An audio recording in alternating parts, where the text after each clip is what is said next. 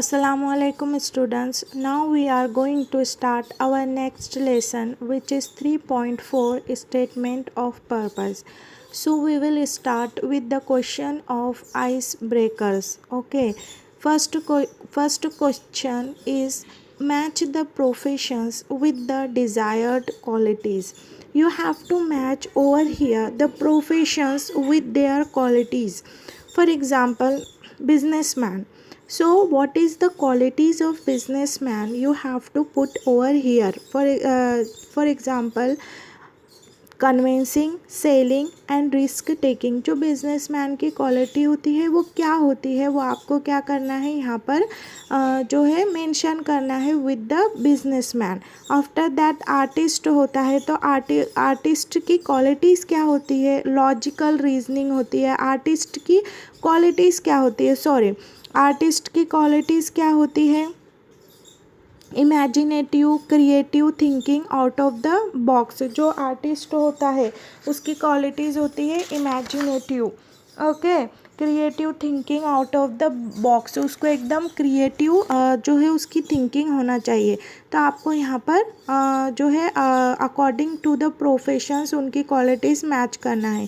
Next है what is your career goal. आपका career goal क्या है, आपका एम क्या है, आपका मकसद क्या है, आप फ्यूचर में क्या बनना चाहते हो. तो आप लिख सकते हो क्या, my career goal is to be a teacher, my career goal is to be a engineer, my career goal is to be a doctor, so to be a scientist, to be a physician, to be a naturopathy. So many career are there. सो आपको आपकी जो है M के, आपके गोल के according वहाँ पर आपका करियर गोल मेंशन करना है. नेक्स्ट है which of your qualities would help you in achieving your career goal.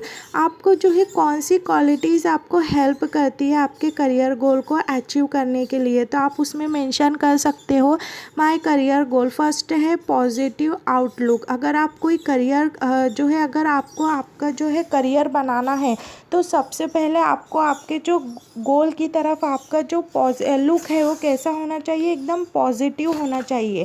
Then after that आपको जो आपका जो व्यू है, जो आपको दुनिया की देखने का तरीका है, मतलब ब्रॉडेंड ग्लोबल व्यू.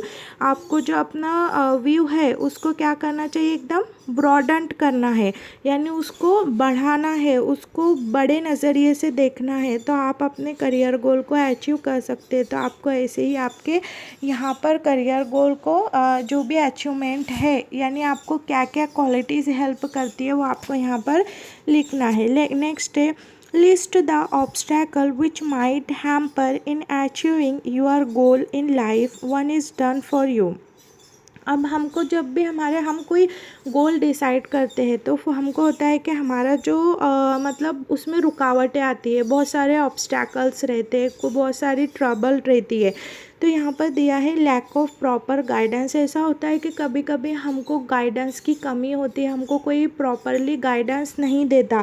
उसके बाद होता है कि अपोजिशन फ्रॉम द फैमिली. जो हमारी फैमिली होती है वो हमको अपोज करती है अगर हम कोई पर्टिकुलर करियर चूज़ करते हैं. नेक्स्ट है lack of knowledge about the career prospects. हमारे जो करियर के देखने का मतलब, जो करियर हम पर्टिकुलर चूज़ करते हैं उसको देखने के लिए हमारे जो नॉलेज होता है वो कम होता है.